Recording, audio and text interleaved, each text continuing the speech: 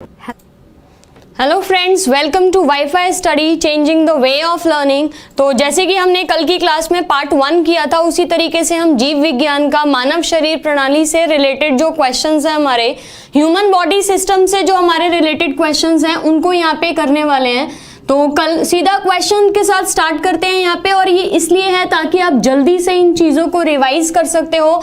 तो ये जीके के कैप्सूल की तरह आपके लिए काम करेंगे। थोड़े से टाइम में ज़्यादा क्वेश्चंस हम कवर कर पा रहे होंगे।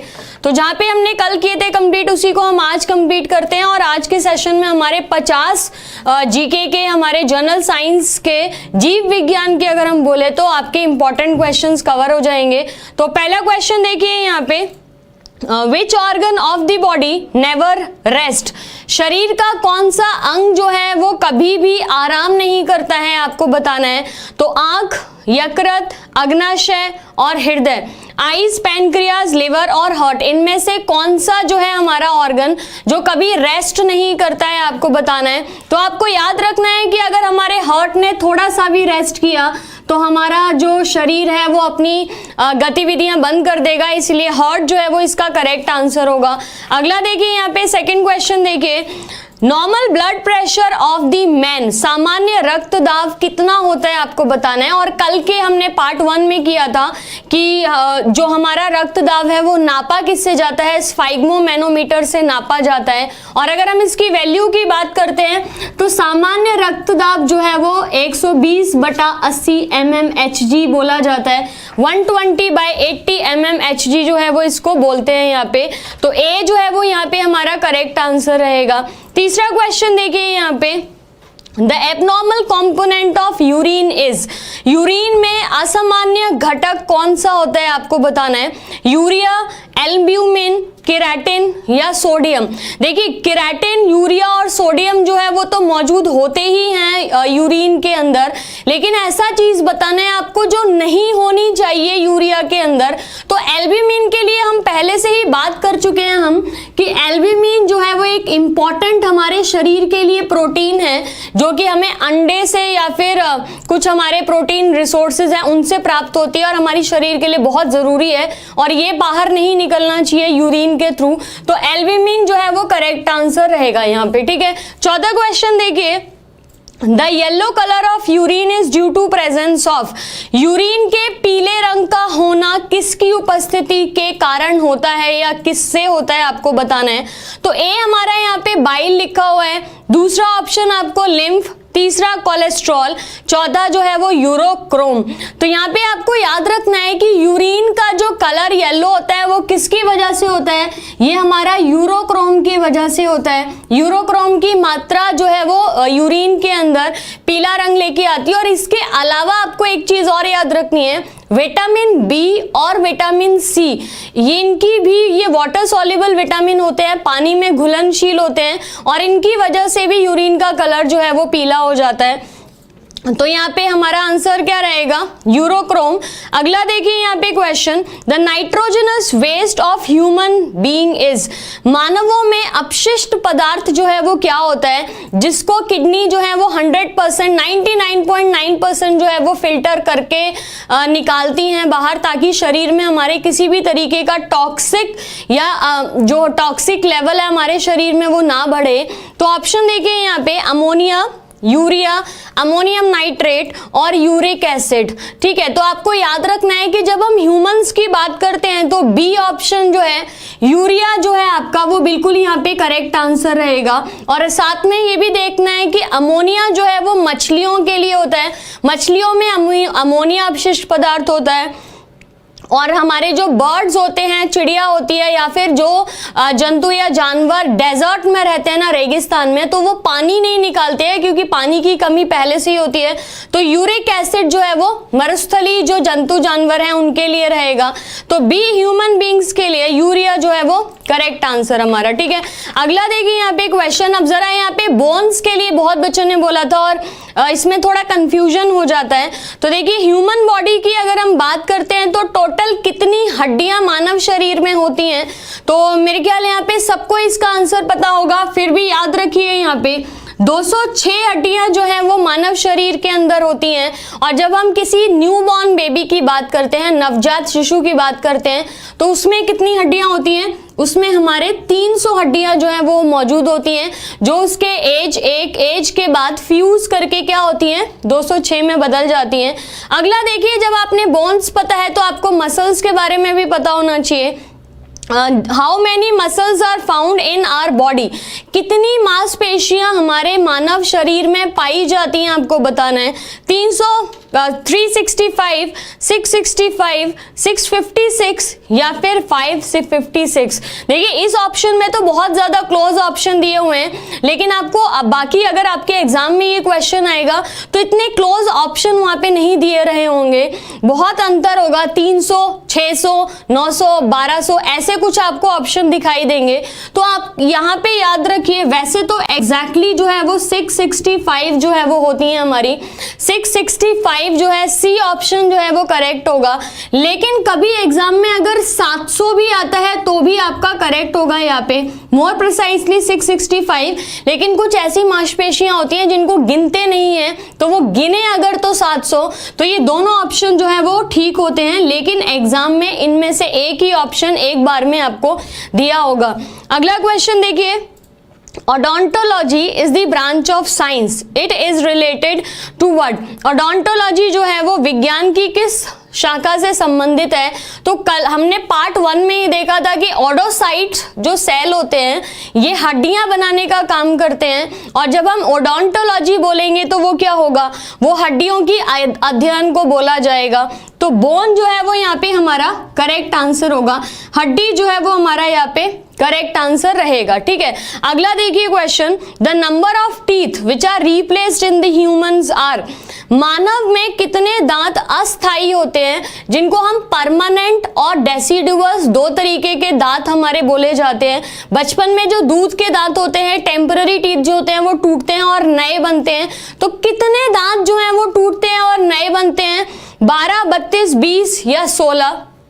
तो इसके लिए आपको याद रखना है 20 जो है वो यहाँ पे करेक्ट आंसर होगा। 20 दांत जो हैं वो अस्थाई होते हैं, जो बाद में नए उगाते हैं यहाँ पे, जिनको टेम्पररी पहले और बाद में हम परमानेंट जो है वो बोल देते हैं।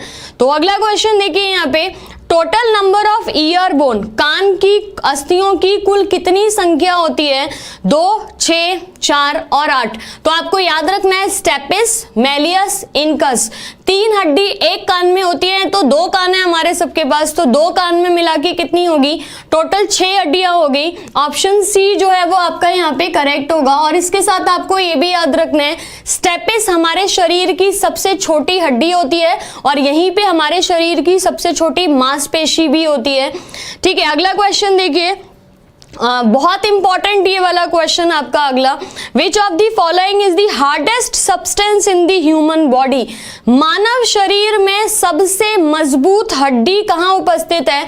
और अगर इसको हम हड्डी भी नहीं बोलेंगे तो आपको ये याद रखना है, हमारे शरीर की, मानव शरीर की सबसे मजबूत जो चीज होती है ना, वो होती है यहाँ पे 4 ऑप्शन आपको दिए हैं, बोन, डेंटाइन, इनेमल या नेक। और आपको ये याद रखना है कि इनेमल जो है वो इसका करेक्ट आंसर है, और इनेमल जो है वो दांतों के कवर को बोलते हैं। हमारा जो दांत है वो एक झिल्ली से ढका रहता है, जिसको इनेमल बोला जाता है, सफेद रंग का, और ये शरीर की सबसे मजबूत चीज है हमारी।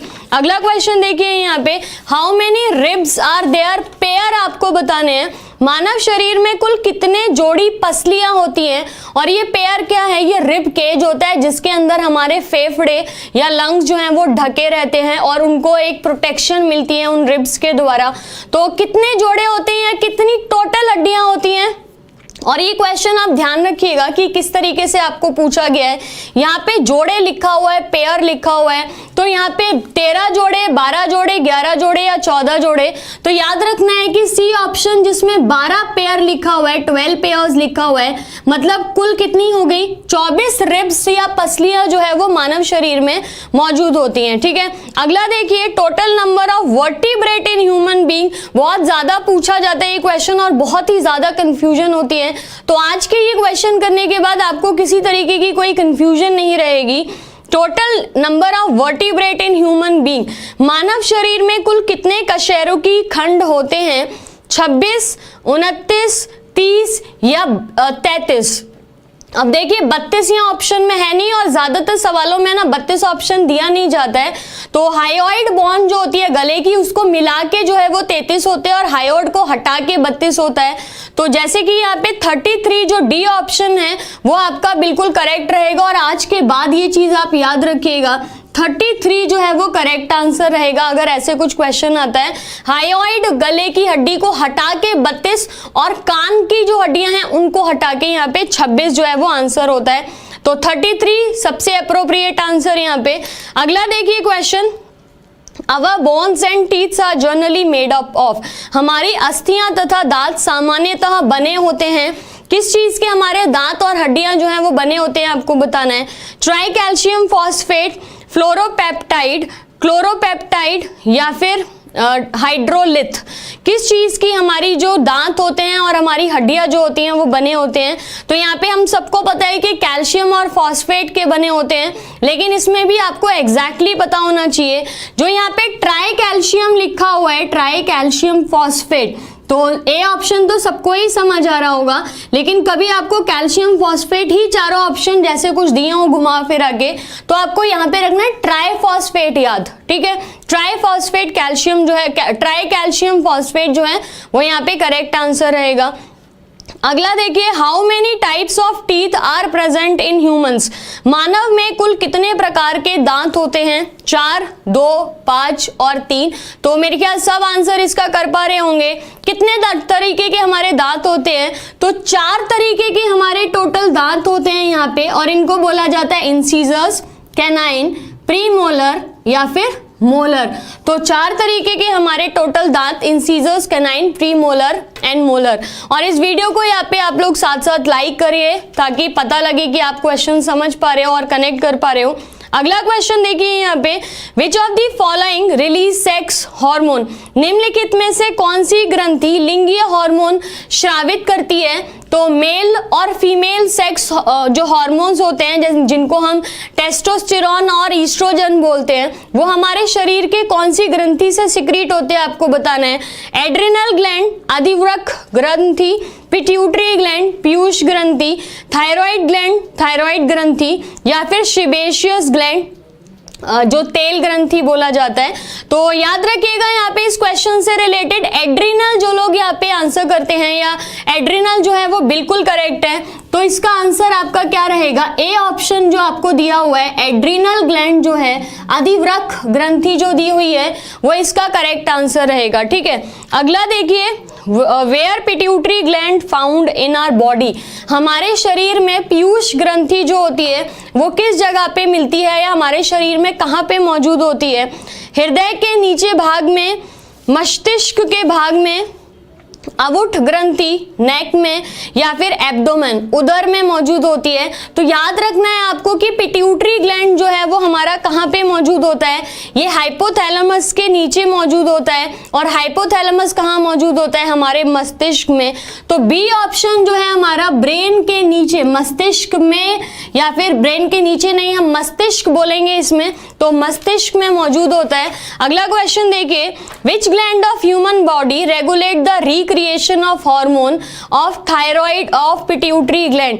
हमारे शरीर में या मानव शरीर में कौन सी ग्रंथि पीयूष ग्रंथि के स्रावित हार्मोनों का नियंत्रण करती है? हाइपोथैलेमस, थाइमस, थायराइड या एड्रिनल। कौन सी ग्रंथि इसमें से पीयूष ग्रंथि को भी कंट्रोल करती है? जैसे कि हमें पता है पीयूष ग्रंथि या पिट्यूटरी ग्लैंड जो है वो मास्टर ग्लैंड है, सारे बाकी के हमारे जो 6 ग्लैंड्स हैं उनको कंट्रोल करती है, पर कहीं ना कहीं पीयूष ग्रंथि को भी कंट्रोल करता है कोई, तो हाइपोथैलेमस जिसका हमने इससे पहले बात की थी। तो ए हमारा जो ऑप्शन है यहाँ पे, हाइपोथैलेमस जो यहाँ पे ऑप्शन लिखा हुआ है ये बिल्कुल करेक्ट होगा। तो हाइपोथैलेमस पीयूष ग्रंथि को कंट्रोल करता है। अगला देखिए, in which following not act as both exocrine and endocrine, exocrine and endocrine gland. तो इसमें से आपको, इस क्वेश्चन में से आपको बताना है कि कौन सी ऐसी ग्रंथि है जो एंडोक्राइन और एक्सोक्राइन दोनों की तरह बिहेव करती है। तो पिट्यूटरी ग्लैंड, पैनक्रियास, किडनी या टेस्टिस। कौन सी ऐसी ग्रंथि है यहाँ पे जो अंतस्रावी ग्रंथि और बाहरी श्रावी ग्रंथि दोनों की तरह काम करती है? पिट्यूटरी, पैनक्रियाज, किडनी या टेस्टिस। तो यहाँ पे इसका आंसर आपको याद रखना है कि हमारी जो पैनक्रियाज होती हैं, जिनको हम अग्नाशय बोलते हैं, ये अग्नाशय हेट्रोक्राइन ग्लैंड की तरह काम करती है और एंडोक्राइन और एक्सोक्राइन, अंतस्रावी और बाहरी श्रावी दोनों ग्रंथियां, इनको दोनों तरीके की ग्रंथि इसको बोला जाता है। और जब ये एंडोक्राइन बोला तो ये हार्मोन रिलीज करती है, जब हमने इसको एक्सोक्राइन बोला तो ये एंजाइम्स को रिलीज करती है। तो अगला क्वेश्चन देखिए इसी से related, the in human body largest heterocrine gland is. सबसे बड़ा यहाँ पे मिश्रित श्रावी ग्रंथि कौन सी है? तो यहाँ पे थाइमस, लिवर, स्प्लीन और पैनक्रियाज आपको आंसर ऑप्शन दिए हैं, जबकि हम डिस्कस कर चुके हैं कि हमारा इसका आंसर क्या रहेगा, पैनक्रियाज और अग्नाशय जो है वही हमारा इसका आंसर रहेगा, लार्जेस्ट हेट्रोक्राइन मिश्रित श्रावी ग्रंथ। अगला देखिए यहाँ पे क्वेश्चन, इन मैमल लार्जेस्ट ग्लैंड फाउंड इन। और इन क्वेश्चंस में सबसे ज्यादा आपको कंफ्यूजन होता है, इसीलिए आज की क्लास में कम से कम आपका ग्लैंड से रिलेटेड कोई कंफ्यूजन नहीं रहेगा। देखिए मैमल्स में सबसे बड़ी ग्रंथि कौन सी होती है? थायराइड ग्लैंड, लिवर, पैनक्रियाज और स्प्लीन। तो बिल्कुल यहाँ पे लिवर जो है वो ज्यादातर लोग बोल रहे होंगे और ये बिल्कुल करेक्ट है। यकृत जो है वो हमारे शरीर की सबसे बड़ी ग्रंथि होती है यहाँ पे लिवर। अगला देखिए question, in body which is the largest endocrine gland. अब यहाँ पे क्वेश्चन बदल गया है तो इसको ध्यान से देखना है। शरीर की सबसे बड़ी अंतस्रावी ग्रंथि कौन सी है? थायराइड, पैराथायराइड, एड्रिनल या पिट्यूटरी। तो याद रखना है आपको, हमारा जो थायराइड ग्रंथि है, जो अंतस्रावी ग्रंथि है, जिसका मेजरमेंट 5x3x2 रहता है, ये हमारे शरीर की सबसे बड़ी अंतस्रावी ग्रंथि है। ठीक है, अगला देखिए यहाँ पे question number 24, which is male sex hormone. इनमें से कौन सा पुरुष सेक्स हार्मोन है? प्रोजेस्टेरॉन, ईस्ट्रोजन, इंसुलिन या फिर टेस्टोस्टेरॉन। तो देखिए यहाँ पे प्रोजेस्टेरॉन और ईस्ट्रोजन तो फीमेल सेक्स हार्मोन होते हैं। इंसुलिन जो है वो हमारा डायबिटीज को कंट्रोल करने वाला हार्मोन है। तो सी जो यहाँ पे लिखा हुआ है, टेस्टोस्टेरॉन जो लिखा हुआ है, ये क्या है? ये मेल सेक्स हार्मोन है जो मनुष्यों में, नर मानव में रिलीज होता है, यहाँ पे पुरुषों में रिलीज होता है। तो टेस्टोस्टेरॉन इसका करेक्ट आंसर होगा। अगला देखिए यहाँ पे question, which is caused by deficiency of iodine. Iodine की कमी से कौन सा रोग होता है? हाइपरथायरॉइडिज्म, गोइटर, ग्रेव या डायबिटीज। आयोडीन की कमी से घेंगा जो होता है वो हो जाता है, गला जो है वो पूरा सूज जाता है। तो गोइटर जो है वो इसका यहाँ पे करेक्ट आंसर रहेगा हमारा। घेंगा जो है वो करेक्ट आंसर रहेगा, गोइटर जो है वो करेक्ट आंसर है। अगला देखिए क्वेश्चन यहाँ पे, the pigment which give colour to the human body. हमारे शरीर की जो त्वचा है ना, उसका रंग जो है वो किसकी वजह से हमारे शरीर में रंग आता है? मेलानिन की वजह से, आयोडोप्सिन की वजह से, रोडोप्सिन की वजह से या एंथ्रोसाइनिन की वजह से। तो देखिए रोडोप्सिन और आयोडीन तो हमारे, आयोडोप्सिन जो है वो आंखों के रंग के लिए होते हैं और एंथ्रोसाइनिन जो है वो पौधों में मौजूद होता है। तो मेलानिन जो है इसी की वजह से हमारे कलर जो है स्किन का वो अलग अलग रहता है। तो मेलानिन जो है वो हमारा यहाँ पे करेक्ट आंसर होगा, जो कि आपका 25th क्वेश्चन है यहाँ पे। अगला देखिए, sweat gland in mammals are primarily concerned with. जो स्तनपायी होते हैं उनमें स्वेट ग्रंथि जो होती है वो किस चीज का काम करती है, या हमारे शरीर में जो ये स्वेट निकलता है, पसीना निकलता है, वो क्या काम करता है? मेनली अतिरिक्त लवणों के निवारण को, एक्सेस सॉल्ट को बाहर निकालता है, नाइट्रोजनस वेस्ट जो है उसको बाहर निकालता है, ताप संतुलन, थर्मोरेगुलेशन या लैंगिक सेक्स अट्रैक्शन के लिए, लैंगिक आकर्षण के लिए। तो यहाँ पे याद रखना है आपको कि स्वेट ग्लैंड जो है उसका सी ऑप्शन जो हमें लिखा है, थर्मोरेगुलेशन जो लिखा है वो हमारा करेक्ट आंसर रहेगा। थर्मोरेगुलेशन जो है वो करेक्ट आंसर है ताप नियंत्रण के लिए। ठीक है, अगला क्वेश्चन देखिए यहाँ पे, हमारे शरीर में sigmoid colon, sigmoid column is part of what? यहाँ पे अवग्रह बृहदांत्र जो है वो किस चीज का भाग होता है? लार्ज इंटेस्टाइन का, स्मॉल इंटेस्टाइन का, पैनक्रियास का या फिर स्टमक का? तो ऐसा क्वेश्चन आपको रेलवे में एएलपी में पूछा गया था। तो सिग्मोइड कॉलम जिसकी एस की शेप होती है यहाँ पे, तो आपको याद रखना है यहाँ पे कि सिग्मोइड कॉलम जो है ये लार्ज इंटेस्टाइन से रिलेटेड है, बड़े आंत से रिलेट कर रहा है ये। अगला देखिए यहाँ पे question, the largest organ of the human body, मानव शरीर की सबसे बड़ा अंग जो है वो बताना है आपको। तो हार्ट, ब्रेन, लिवर या किडनी? मानव शरीर का सबसे बड़ा अंग जो है वो कौन सा होता है? हार्ट होता है, ब्रेन होता है, लिवर होता है या किडनी होता है? तो लिवर जो है, यकृत जो है वो यहाँ पे शरीर का, मानव शरीर का सबसे बड़ा अंग है। और अगर वजन के हिसाब से बोलते हैं तो 2.5 किलो के आसपास जो है वो लिवर का वजन रहता है यहाँ पे, 2 से 2.5 किलो का वजन रहता है यहाँ पे, राइट। तो लिवर जो है वो इसका यहाँ पे करेक्ट आंसर होगा, सी जो है लिवर यहाँ पे करेक्ट आंसर रहेगा, ठीक है। अगला देखिए यहाँ पे question, the colour of eyes depends upon the pigment present in, आंखें भूरी हैं, काली हैं, नीली हैं या हरी हैं, किसकी वजह से होती हैं? कॉर्निया की वजह से, नेत्रपटल, आइरिस की वजह से, रॉड्स की वजह से या कोन्स की वजह से? यहाँ पे आइरिस जो है वो आपका करेक्ट आंसर रहेगा, ठीक है। ये चीज हमने डिटेल में डिस्कस की हुई है। आइरिस की वजह से किसी की भी आंखों का जो रंग है वो डिपेंड करता है किस रंग का होना चाहिए। तो अगला क्वेश्चन देखिए यहाँ पे, blood pressure is controlled by, मानव शरीर में रक्तचाप जो है वो किसके द्वारा नियंत्रित किया जाता है? एड्रिनल ग्लैंड द्वारा, थाइमस द्वारा, थायराइड द्वारा या कॉर्पस ल्यूटियम द्वारा? तो यहाँ पे ब्लड प्रेशर की जब हम बात करेंगे तो याद रखना है कि हमारे शरीर में मिनरल्स, ग्लूकोज, हार्ट रेट, श्वसन की जो दर है उसको कंट्रोल बढ़ाने का काम या घटाने का जो काम है वो एड्रिनल ग्लैंड, ए जो यहाँ पे ऑप्शन लिखा हुआ है, अधिवृक्क ग्रंथि जिसको हम बोलते हैं, वो यहाँ पे करेक्ट आंसर होगा, ठीक है। और लास्ट 30th क्वेश्चन जो है उसको देखिए यहाँ पे, the function of trypsin, trypsin जो है उसका काम क्या होता है? और पहली चीज, ये ट्रिप्सिन जो है वो हमारा एंजाइम की तरह काम करता है।